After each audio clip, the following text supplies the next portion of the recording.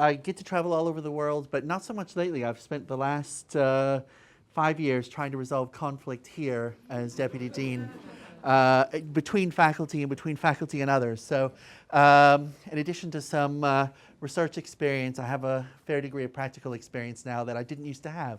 This is a short case. As I said, it's kind of just over 1 page, and it describes a conflict situation between a group of friends. And what I'm going to ask you to do is to rank order, starting with the most reprehensible and horrible person, and leading down to the least reprehensible or most reasonable person. Here are the things in a nutshell that they've done, right? So Abigail is corrupt in order to try to help a friend. Gregory, corruption, but more for personal gain. Ivan, breaking personal promise he made. Tony, blackmail. And Sharon, arson for personal pleasure. Okay? So what I want to do is to have at least a couple of you, a couple of groups, explain of the 5 characters who you've put at the top of the list, who you've put at the bottom of the list, and why. I put Tony in the most despicable slot at the top. Yeah. Oh, you've got a lot of agreement around the room. I think just these 2 nicely illustrate here is obviously there isn't a right answer. There's a quite different set of ways about going about this depending upon what your values and priorities are. And that's actually one of the things I wanted you to experience, not just talk about conflict, but to have a little bit of it yourself. What did you do to resolve the conflict in your own little group? First thing is to understand what you've got going on, different types of conflict. So there is task conflict, which is debate, discussion, the kind of thing you were doing. So I think we should rank Ivan first. No, I think we should rank Abigail first. Okay. There is also relationship conflict. And relationship conflict is negative affect, I hate you. Okay? And this stuff happens in groups all the time. And then there's process conflict. So debates about how we're going to decide. So decide how you're going to decide kinds of discussions. Is it going to be majority rule, consensus, leader decide? What are we going to do? Okay? It turns out each one of these has a very different relationship with how your team ends up working. So task conflict is good up to a point. How about relationship conflict? Negative affect. Wavy. No? Yeah, it's a downward curve. Basically, it's the poison pill of the group. So what you don't want is people saying that they hate each other. If you actually look at performance against diversity in teams, about 12, 13 years ago, there was what's called a meta-analysis published in the field, which is looking at the thousands of studies that look at diversity and performance in teams. And what they found is this. Okay? It made for some of the most depressing reading I've ever done in my professional life. What I will also tell you, though, is in recent years, we've discovered that while this effect is still true, okay, it doesn't really reveal the whole truth about diversity in teams. The real truth about diversity in teams is this: more diverse teams, more diverse performance. So that the best teams you'll ever experience are highly diverse, but can manage the conflict issues that arise.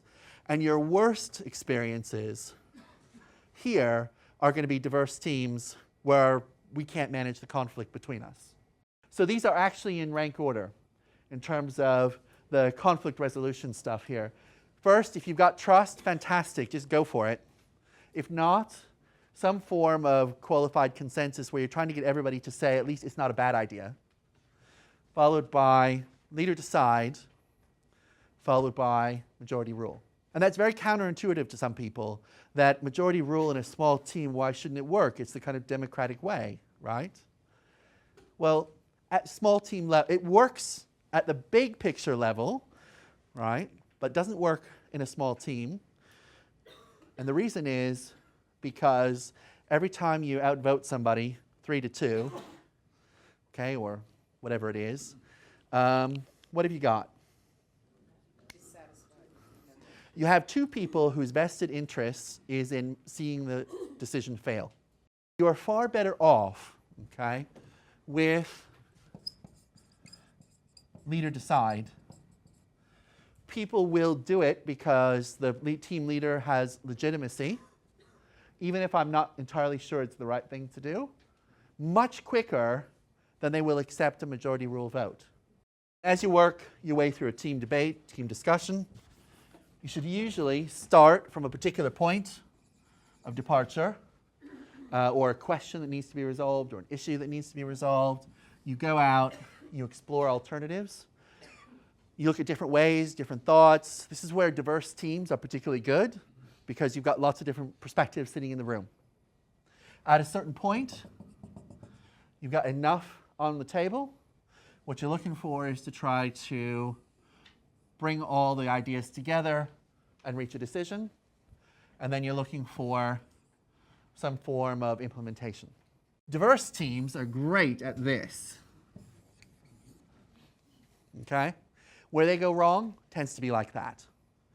Okay? Lots of stuff on the table, no resolution. The problem with the homogeneous team, by and large, is this. We don't need a debate. Debate's fairly straightforward. We all kind of know what the answer is, yes? Good. Done. Highly efficient. The name of the game is not coming to a good decision. Who gives a, whatever about a good decision? It's all about whether you can implement. Okay? Because at the end of the day, we're not here to make decisions. You're here to get some things done, typically.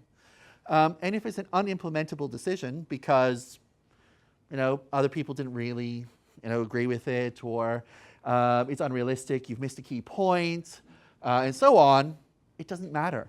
So this tends to be highly efficient to that point of decision and then fall apart in implementation. Okay? Now, generally speaking, as team leaders, the biggest mistake or most typical mistake I see out there is this, which is failure to declare or define boundaries for a team. So it's defining things like budget, boundaries, timelines, kind of high-level stuff, and allowing the team to figure it out within the constraints you've identified here. And it turns out, again, teams on average will, they won't make a big mistake, and they're much more likely to get it right than an individual, okay, on average, as long as you set the boundaries right. And when the debates happen, you manage the conflict that emerges. Because the key thing here, if you're really aiming for the very best, you have to be able to manage the conflict and the kind of stuff we've been talking about. You have to manage the debate. That's the key thing to know here. And if you can't manage the debate, it's hugely risky to put together the diverse team with one person from every function, or one person from every continent, or one person from every representative group within the organization. Okay? As you know, we dump you in the deep end here. I always tell the orientation class, you're going to be in a group of people of one person from every continent, which is going to be either the most amazing experience you've ever had or your worst nightmare. Okay? So pay attention, manage conflict, right? And you're likely to get what you're hoping for. Well, thank you very much. It's been a pleasure. Hope you enjoyed it.